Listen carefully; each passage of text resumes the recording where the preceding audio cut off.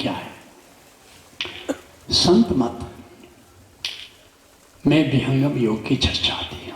विहंगम का अर्थ पंछी होता है, विहग, विहंग, और विहंगम का अर्थ होता है ऊंचे आकाश, धरती पर तुम देख रहे हो। इसके लिए अलग अलग शब्द अलग अलग संतों ने प्रयोग किया है।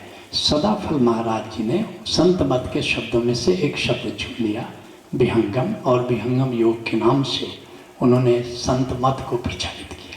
लेकिन है वह संत मत है, संत मत ही है। किसी ने सहज योग कह करके प्रचारित किया, किसी ने विहंगम योग कह करके प्रचारित किया, किसी ने अलग अलग, किसी सहज योग, संत मत, विहंगम योग, ये एक ही बात है।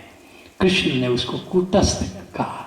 कूटस्थ, कूट का अर्थ होता है पर्वत, पर्वत पर स्थित हो जाना, और वहां से जैसे नीचे तुम देख रहे हो।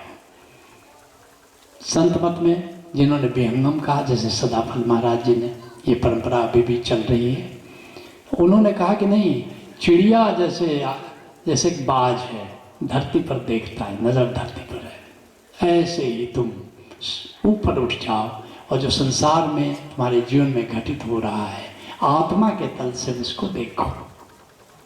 और फिर कृष्ण ने कूटस्थ कर दिया। इसी को अष्टावक्र ने, जनक ने, भगवान कृष्ण ने इसके लिए एक और शब्द दिया, साक्षी।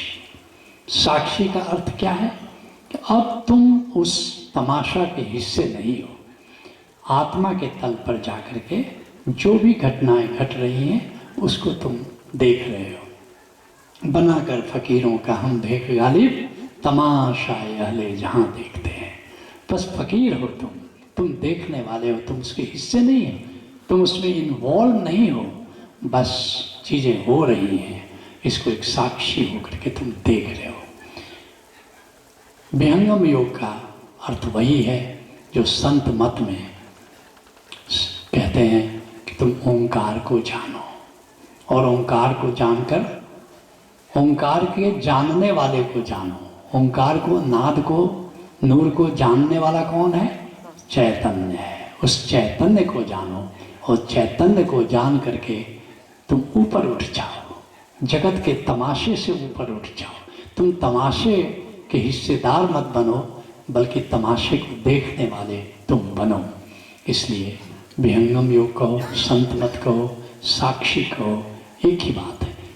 मगर विहंगम योग वालों से मुझे बहुत मिलने का मौका मिला है। मैंने उनसे पूछा है कि क्या नाद को जाना? सबने कहा, उनके जो उपदेशक हैं, उनके जो आचार्य हैं, उनसे मैंने पूछा नाद क्या है? बोला वो तो नहीं पता है। नूर क्या है? वो तो नहीं पता है। चैतन्य क्या है? वो तो नहीं पता है। साक्षी क्या है? वो तो नहीं पता है। बोले कि फिर विहंगम क्या है? जब न नाद का पता, न नूर का पता, न चैतन्य का पता, हो सकता है सदाफल महाराज जी ने जरूर जाना होगा, लेकिन उनकी परंपरा जीवंत परंपरा नहीं है।